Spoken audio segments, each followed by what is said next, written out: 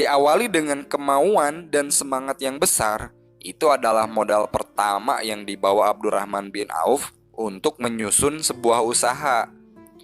Ketika beliau hijrah dari Mekah dengan tidak membawa perbekalan, namun beliau mengambil peluang dan mengatur strategi bersama agar perdagangan di pasar menjadi sukses. Padahal kala itu pasar sedang dikuasai oleh orang-orang Yahudi di Madinah tuh. Sehingga setelah datangnya Abdurrahman bin Auf, pasar di Madinah itu dipegang oleh Abdurrahman bin Auf.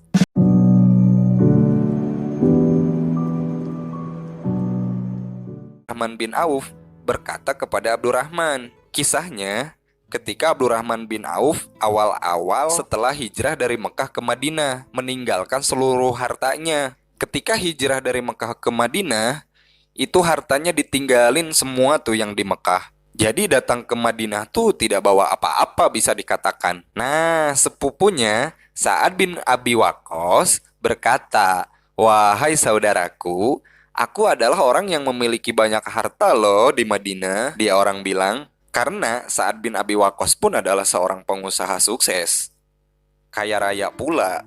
"Gue orang memiliki 2 kebun dan 2 istri," kata Sa'ad bin Abi Waqqas. "Silahkan deh lo orang pilih kebun mana yang lo orang sukai. Gue orang akan memberikannya untuk lo orang pokoknya. Dan gue orang akan ceraikan juga salah satu istri gue untuk lo orang nikahi. Gimana Abdurrahman?" Kata Sa'ad bin Abi Waqqas tuh.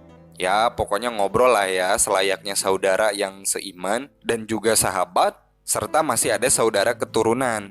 Lalu Abdurrahman bin Auf menjawab, "Terima kasih saudaraku." Di sini Abdurrahman malah mendoakan Sa'ad bin Abi Waqqas, "Semoga Allah Subhanahu wa Ta'ala memberkahi keluarga engkau dan harta engkau. Cukup bagi gua mah sekarang lo orang tunjukin aja lah letak pasar di mana, tunjukkan pada gue orang pengen mengetahui pasar di Madinah ini," kata Abdurrahman bin Auf. Lihat, sikap mental pengusaha sukses itu kayak gini. Kemudian Sa'ad bin Abi Waqqas menunjukkan pasar kepada Abdurrahman. Lalu Abdurrahman memulai perdagangannya di sana. Abdurrahman membeli barang lalu menjualnya kembali. Kemudian hasil benefitnya atau keuntungannya itu ditabung agar usahanya menjadi berkembang. Sedikit demi sedikit keuntungannya semakin bertambah. Waktu demi waktu sampai beliau berkata, "Dunia telah terbuka bagiku sampai aku merasa seandainya aku mengangkat sebuah batu, niscaya aku akan mendapatkan di bawahnya batu itu emas dan perak." Begitu besar berkah yang diberikan Allah Subhanahu wa Ta'ala kepadanya sampai dijuluki sahabat bertangan emas Abdurrahman bin Auf ini. Jadi pengusaha muslim itu jelas orientasinya. Meski memiliki mental kaya, dari modal seadanya dengan kegigihan dan semangat berniaga yang kuat, akhirnya Abdurrahman bin Auf sukses menjadi pengusaha yang kaya raya dan menjadikan dirinya orang paling kaya ketika itu di Madinah. Lo orang bayangin deh, orang paling kaya satu negeri Madinah kala itu. Nah itu tuh Abdurrahman bin Auf.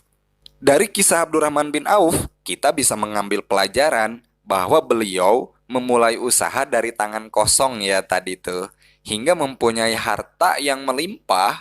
Menjadi pengusaha sukses tidak terlepas dari kemauan dan keuletan, manajemen keuangan yang baik, dan pengaturan karyawan yang tertata rapi. Jadi banyak banget karyawan Abdurrahman bin Auf kala itu. Memilih karyawan pun Abdurrahman bin Auf tidak asal-asalan. Di session berikutnya deh gue bahas bagaimana cara-cara berbisnis ala Abdurrahman bin Auf. Diawali dengan kemauan dan semangat yang besar, itu adalah modal pertama yang dibawa Abdurrahman bin Auf untuk menyusun sebuah usaha. Ketika beliau hijrah dari Mekah dengan tidak membawa perbekalan, namun beliau mengambil peluang dan mengatur strategi bersama agar perdagangan di pasar menjadi sukses. Padahal kala itu pasar sedang dikuasai oleh orang-orang Yahudi di Madinah tuh. Sehingga setelah datangnya Abdurrahman bin Auf, pasar di Madinah itu dipegang oleh Abdurrahman bin Auf. Nah, ini kayaknya bakal lebih seru deh di session berikutnya yang bakal gue bahas. Abdurrahman bin Auf ketika berdagang mengutamakan kejujuran. Ini modal paling pertama tuh yang diajarkan oleh Rasulullah, yang harus di branding paling pertama itu ketika memulai bisnis adalah mengutamakan kejujuran.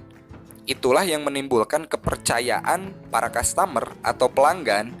Jika kita berjualan barang, maka katakan yang sejujurnya lah tentang kualitas barang yang kita jual teh. Kemudian ketika kita berbisnis menjadi seorang pengusaha, juga harus sabar teman-teman. Jika dagangan bangkrut, maka evaluasilah apa yang membuat bangkrut. Jangan berhenti di tengah jalan, kan sayang. Iyalah, sayang kan. Pokoknya jangan berhenti di tengah jalan lah. Ketika barang tidak laku, jika tidak bisa dipertahankan, maka gantilah barang dagangan dengan sesuatu yang dibutuhkan oleh pasar. Jadi, kita orang memang harus pinter-pinter tuh membaca kebutuhan market. Baca kebutuhan market di sekitar kita. Apa sih yang dibutuhkan oleh pasar? Apa sih yang dibutuhkan di lingkungan terdekat kita? Nah, itu tuh yang akan menjadi sasaran pasar kita ketika kita membangun bisnis. Sabar ketika rugi dan sabar pula ketika mendapat keuntungan. Ketika mendapatkan keuntungan, maka pikirkan apa langkah selanjutnya yang akan dilakukan dengan hasil bisnis tersebut. Nah, Abdurrahman bin Auf kan ketika mendapatkan keuntungan, beliau menabungnya dan sebagian dari keuntungannya diputarkan kembali untuk menambah modal dan untuk diinvestasikan selanjutnya.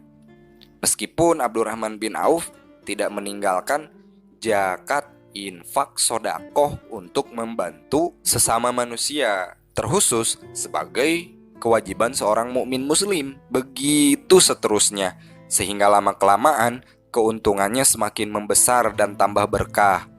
Kita orang mendapatkan pelajaran apa, hikmah apa dari kisah-kisah atau legendanya para sahabat-sahabat Nabi yang bisa diterapkan di dalam kehidupan